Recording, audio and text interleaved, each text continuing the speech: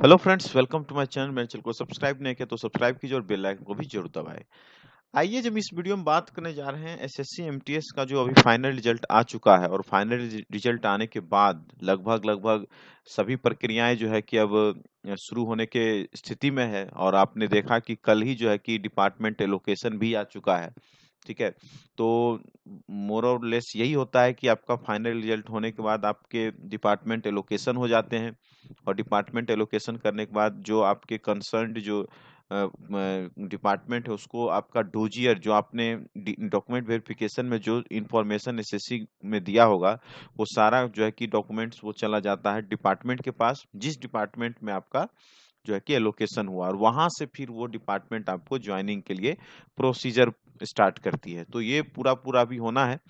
तो इन सभी चीजों में वक्त लगता है।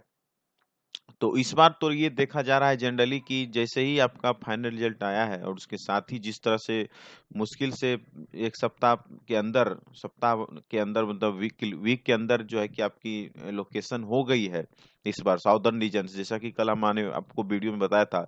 तो उम्मीद है कि इस बार चीजें जो है कि थोड़ी फास्ट होगी। उसके पीछे सबसे बड़ी वजह ये बताई जा रही है कि अभी जो गवर्नमेंट जो है कि 10 लाख का जो पूरा रोजगार देने का जो उनका एक अपना लक्ष्य था उसको लेकर जो है कि पूरा जो वर्क है वो मिशन मोड के में चल रहा है। मतलब कि उसको बहुत ही जल्द उसको नेक्स्ट ईयर तक में कंप्लीट करने की जो है कि गाइडलाइंस जो है कि अभी सभी डिपार्टमेंट्स को शेयर की जा रही है। इन सभी चीजों के बारे में आपको किसी और वीडियो में बताएंगे कि ये क्या चीज है और इसमें क्या क्या होना है। तब तक हम यहाँ आते हैं और इसी वीडियो में जो कुछ है उसको हम बताने की कोशिश करते हैं।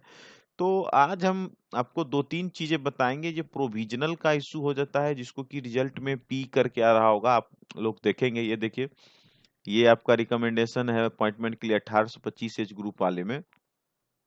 तो यहाँ पर आप देखेंगे रोल नंबर है, नेम है, कैटेगरी है, रैंक है, सब कुछ है।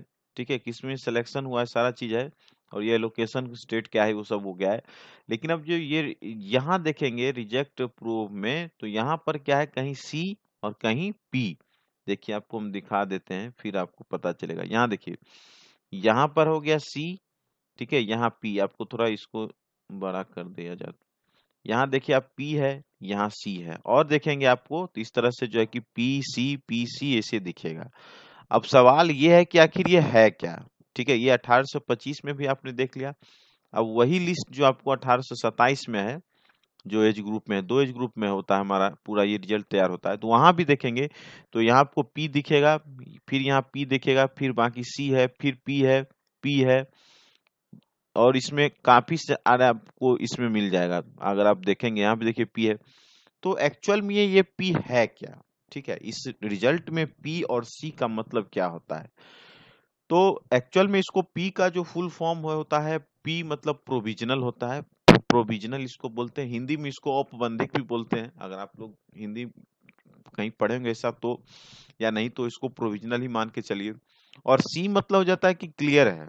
ठीक है, मतलब प्रोविजनल का सीधा सीधा ये अर्थ निकाला जाए कि इसमें कुछ ऐसे डॉक्यूमेंट्स होंगे या कुछ ऐसे चीजें होंगे जो आपने वहां सबमिट की होंगी और वो जो है कि क्लियर नहीं हुआ होगा। ठीक है, जैसे कभी कभी क्या होता है, आपको हम एक दो एग्जाम्पल बताते हैं। सपोज किन्हीं का ओबीसी में या एससी में उनका अपना सर्टिफिकेट है और उनको अगर फॉर्मेट में दे दिया गया बनाने के लिए, भाई आपको इस फॉर्मेट बनाना था, और आप पुराना फॉर्मेट में वही जो पुराना फॉर्मेट हम लोग बना लेते हैं एसडीओ या ब्लॉक लेवल पर, वो लेके आप चले गए सपोज।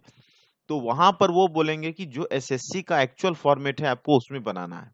तो फिर क्या करना है, वो आपको कुछ समय भी देते हैं। समय देने के बाद क्या करते हैं कि आप इस समय में सबमिट करते हैं, सारा कुछ प्रोसीजर होता है। तो फिर आपका जो है कि प्रोविजनल जो है ऑटोमेटिक वो क्लियर होता है। तो अब ये चीजें अब एसएससी की तरफ से नहीं होगी। अब ये सारी जो भी चीजें अब रह गई है या जो कुछ डॉक्यूमेंट्स आपका क्लियर नहीं है, वो सभी कुछ अब चला जाएगा डिपार्टमेंट के पास। ठीक है, जहां आप ज्वाइन करेंगे वहां पर इन चीजों को देखा जाएगा कि सारे फॉर्मेट्स में हैं, सारे कुछ डॉक्यूमेंट्स प्रॉपर हैं या नहीं है। ये सारा कुछ अब डॉक्यूमेंट्स जो है कि, क्योंकि अब सारे डोजियर जो आपका है डिपार्टमेंट के साथ शेयर किया जाएगा, जहां से आपकी ज्वाइनिंग आनी है और जहां आपको ज्वाइन करना है।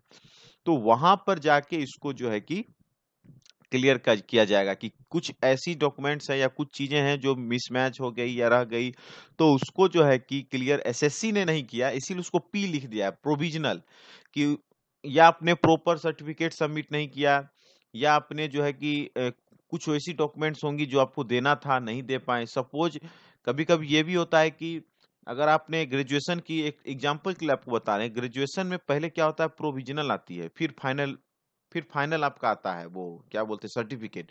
तो अगर आपने प्रोविजनल दिया, फाइनल सर्टिफिकेट नहीं दिया, तो वहां भी प्रोविजनल हो गया। सपोज किसी ने मैट्रिकुलेशन का एग्जाम दिया, 10th का एग्जाम दिया, और वो एग्जाम में बैठे, सपोज उनका जल्द से जल्द हो गया, और वो किसी कारणवश डॉक्यूमेंट्स में ओरिजिनल या उनको फाइनल जो होता है डॉक्यूमेंट वो नहीं लाना भूल गए, वो मार्कशीट ही लेके आए या इस तरह का, तो उसको जो है कि प्रोविजनल मान लिया जाता है। मतलब कि कोई डॉक्यूमेंट्स है जो आपने प्रॉपर सबमिट वहां नहीं किए हैं, इसीलिए उसको हो गया प्रोविजनल, और बाद में जाके उसको जो है कि डिपार्टमेंट में आपको सारा कुछ प्रोड्यूस करना पड़ेगा, और फिर वहां से उसको जो है कि क्लियर करके ज्वाइनिंग भेजी जाएगी, क्योंकि आपका डिपार्टमेंट में भी एक बार जो है कि वो सारी चीजें आपका डॉक्यूमेंट चेक करते हैं। ठीक है। और कुछ विथहेल्ड वालों का भी है कि ये विथहेल्ड में क्या है, तो आपको हम एक चीज दिखा देते हैं विथहेल्ड क्या है नहीं है, और विथहेल्ड की हिस्ट्री दिखाते हैं कि इस साल तो विथहेल्ड बहुत कम है। आप ओनली 30 कैंडिडेट्स को विथहेल्ड किया गया है ओनली। अगर आपको पिछले साल का दिखाएंगे तो आप परेशान हो जाइएगा देख के, या चौंक जाइएगा। ये आपको हम 2019 का फाइनल का रिजल्ट है, ये 2019 एमटीएस का फाइनल रिजल्ट, और इसमें आपको दिखाते हैं कितने कैंडिडेट्स को उन्होंने विथहेल्ड किया था। तब आपको समझ में आया कि ये क्या है। यहाँ देखिए, लगभग 8,385 कैंडिडेट्स का रिजल्ट हुआ था, जिसमें 607 कैंडिडेट्स का विथहेल्ड किया गया। आप समझ सकते हैं ये नंबर कितना बड़ा है, 607 कैंडिडेट्स विथहेल्ड किया गया। और इसका जो है कि पूरा लिस्ट जो है कि एक्चुअल में यहाँ पर दिया गया है, आप देख सकते हैं। ये देखिए, ये इतने सारे रोल नंबर है, इतने सारे रोल नंबर है जिनको की विथहेल्ड में रखा गया है। ये देखिए पूरा, ये देखिए पूरा लिस्ट ऑफ विथहेल्ड कैंडिडेट्स, लगभग सभी मिला के लगभग 607। ये कितना बड़ा आंकड़ा है, 607। यहाँ देख सकते हैं 607 कैंडिडेट्स को लास्ट ईयर फाइनल रिजल्ट में रोक के रखा गया। तो एक्चुअल में विथहेल्ड क्या होता है उसको थोड़ा समझ लीजिए। विथहेल्ड एक्चुअल में हो गया कि सस्पेक्टेड हो गया, जिसको कह सकते हैं। जैसे कि आपका थंब मिसमैच हो गया, थंब नहीं मिल रहा है, आपका साइन नहीं मिल रहा है। ठीक है। कभी कभी आपको पता है, इस बात को बताने में हमको कोई संक नहीं है, कि कुछ लोग होते हैं जो गलत तरीके से एग्जाम में आते हैं, गलत तरीके से एग्जाम को प्रभावित करते हैं, और जो मेरिटोरियस होते हैं, जो जो मेधावी छात्र होते हैं, उनका हक जो है कि वो छीन लेते हैं। ये एकदम ऑन द स्पॉट हम बोल सकते हैं, इसमें कोई गुरेज नहीं है बोलने में। और इस तरह के कैंडिडेट्स को अगर सस्पेक्टेड किया जा रहा है, विथहेल्ड किया जा रहा है, एग्जाम से डीए बार किया जा रहा है, तो वो बिल्कुल सही है। और कहीं न कहीं एसएससी इस मामले में बहुत हद तक अचीवमेंट कर रहे हैं, क्योंकि आप देखिए कि पिछले साल ये लगभग 607 था इसका टोटल संख्या, और इस साल घट के 30 हो गया। यानी कि बहुत कुछ जो है कि ये जो डुप्लीकेट कैंडिडेट्स कह सकते हैं, या कुछ गलत लोग होते हैं उनका। अब इसमें एक और इसमें दो पहलू है। एक तो हो गया ये मैंने बताया गलत, एक होता है कि सही कैंडिडेट्स।